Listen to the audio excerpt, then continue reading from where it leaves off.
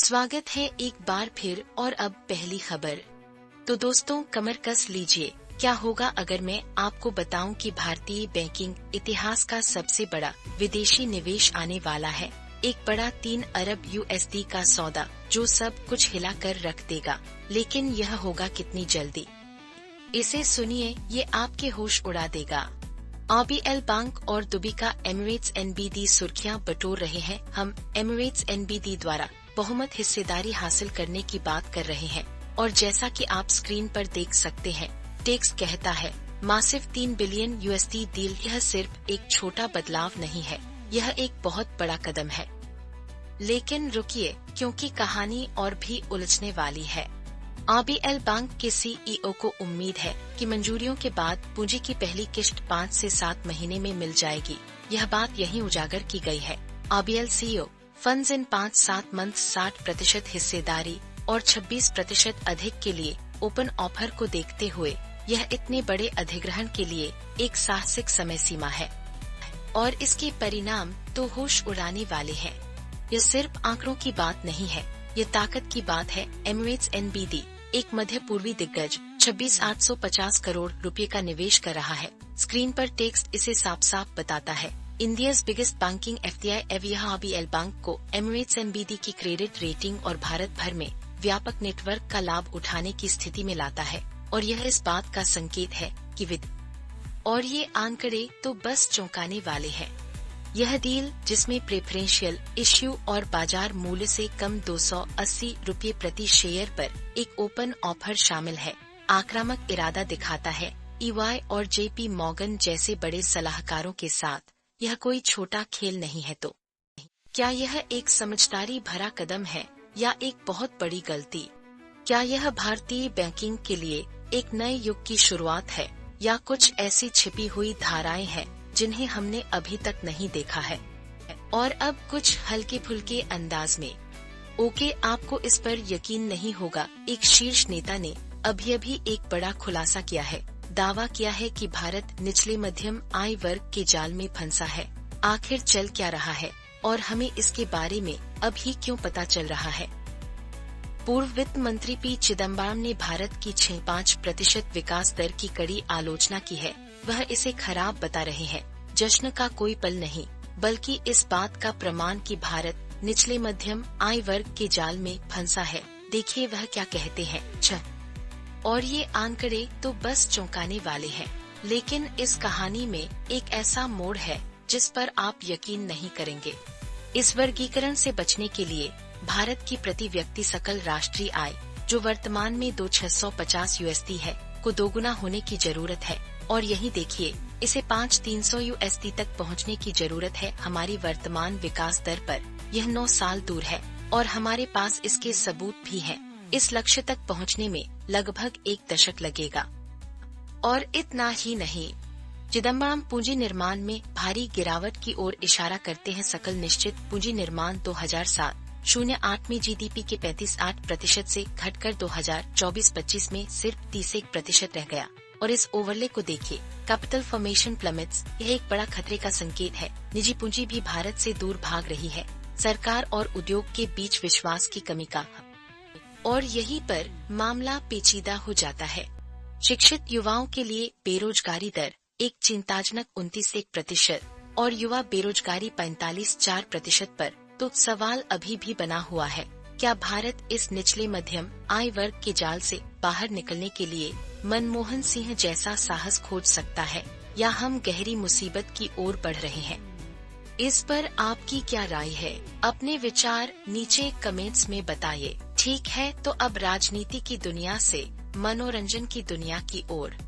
तो दोस्तों कमर कस लीजिए, क्योंकि एक वित्तीय भूकंप बाजारों को हिला रहा है।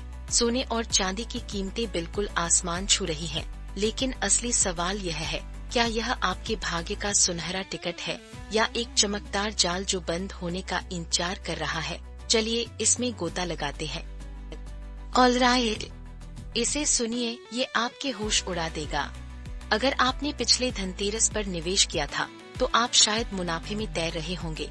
हम सोने के लिए 61% से अधिक और चांदी के लिए चौंका देने वाले 59% की बात कर रहे हैं। स्क्रीन पर इन नंबरों को देखिए, ठीक वहीं जहां लिखा है दांतरस बनांजा हिस्टोरिक रिटर्न्स। यह सिर्फ किस्मत नहीं है, वैश्विक अनिश्चितता और बेकाबू औद्योगिक मांग इस आग को हवा दे रही है और इसके परिणाम तो होश उड़ाने वाले हैं।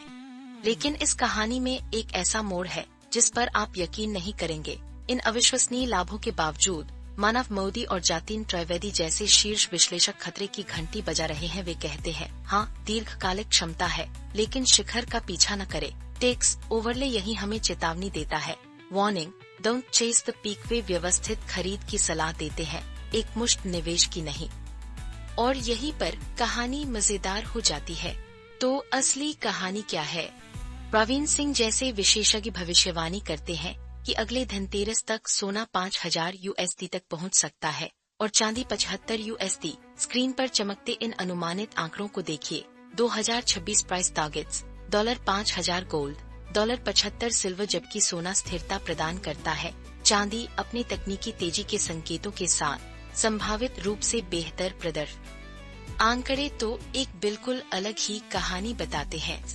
आखिरकार चाहे आप सोने के साथ स्थिरता चाहने वाले रूढ़िवादी निवेशक हों या चांदी की उच्च अस्थिरता और क्षमता की ओर आकर्षित अल्फा सीकर हों, यह धनतेरस एक पहेली है। क्या ये कीमती धातुएं अपनी ऐतिहासिक दौड़ जारी रखेंगी या हम सुधार की ओर बढ़ रहे हैं?